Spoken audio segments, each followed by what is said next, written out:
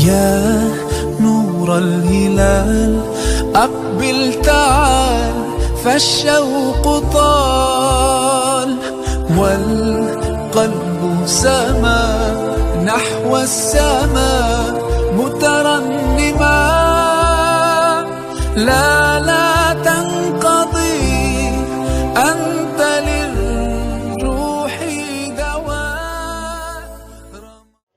Assalamualaikum warahmatullahi wabarakatuh. Bagaimana katanya Solihah pada hari ini? Semoga selalu sehat, ceria, dan selalu dalam lindungan Allah.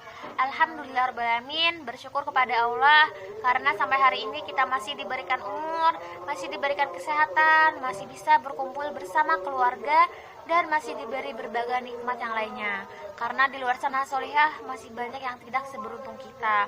Ada yang tidak punya rumah, ada yang orang tua yang mungkin sudah meninggal, dan sebagainya. Jadi mari kita manfaatkan sisa umur kita ini dengan mengisinya dengan hal yang bermanfaat, bukan sebaliknya. Salawat serta salam tak lupa pula kita haturkan kepada junjungan kita Nabi besar Muhammad Sallallahu Alaihi Wasallam beserta keluarga, sahabat, tabi'in, dan pengikut beliau ila yaumil qiyamah. Terlebih lagi hari ini adalah hari Jumat, maka perbanyak lagi baca sholawatnya ya Solihah.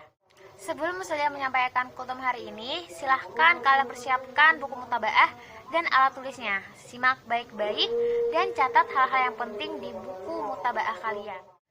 Anak sayang Solihah, tak lama lagi Ramadan akan berakhir dan kita sebagai umat Islam akan merayakan Hari Raya Idul Fitri. Di akhir-akhir Ramadan ini, kita sebagai umat Islam diwajibkan untuk mengeluarkan zakat fitrah.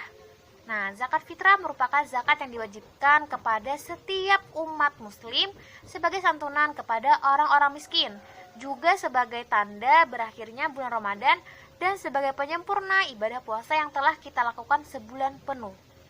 Nah, dan juga Solihah, zakat fitrah ini maksimal dikeluarkan sebelum sholat Idul Fitri.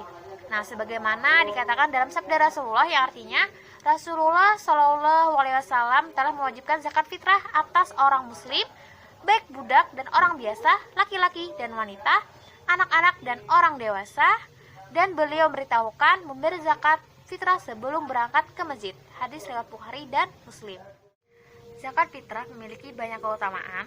Keutamaan yang pertama adalah membersihkan diri dan menyempurnakan puasa. Selama menjalankan ibadah puasa, tentunya kita masih sering melakukan khilaf dan perbuatan dosa, baik disengaja maupun tidak disengaja, baik di dunia nyata maupun di dunia maya.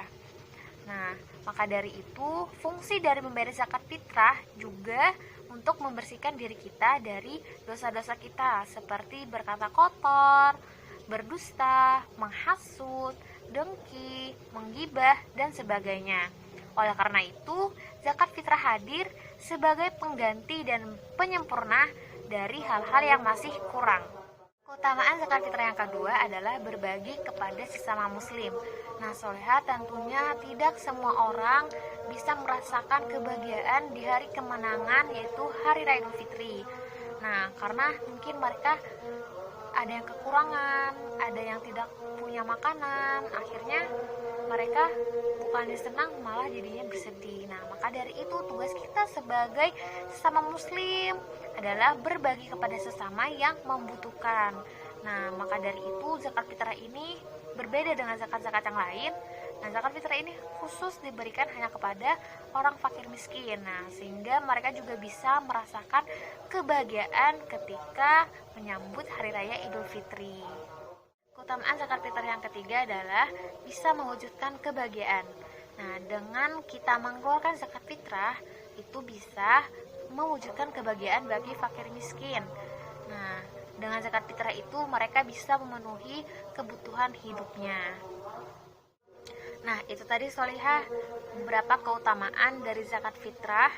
Semoga dari apa yang saya sampaikan tadi bisa kalian amalkan, dan semoga amal ibadah yang kita lakukan selama bulan Ramadan ini diterima oleh Allah Subhanahu wa taala.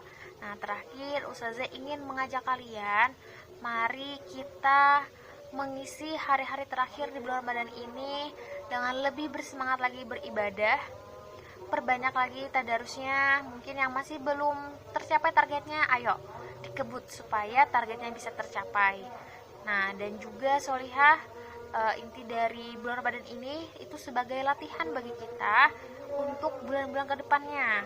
Nah, jadi apa yang kita lakukan selama bulan Ramadan ini tidak hanya berhenti sampai selesai Ramadan, tapi di bulan-bulan seterusnya diharapkan kita bisa melanjutkan apa-apa yang sudah kita lakukan selama di bulan Ramadan. Nah, mungkin itu saja yang bisa saya sampaikan. Salah hilaf mohon maaf. Selamat menunaikan ibadah puasa. Wassalamualaikum warahmatullahi wabarakatuh.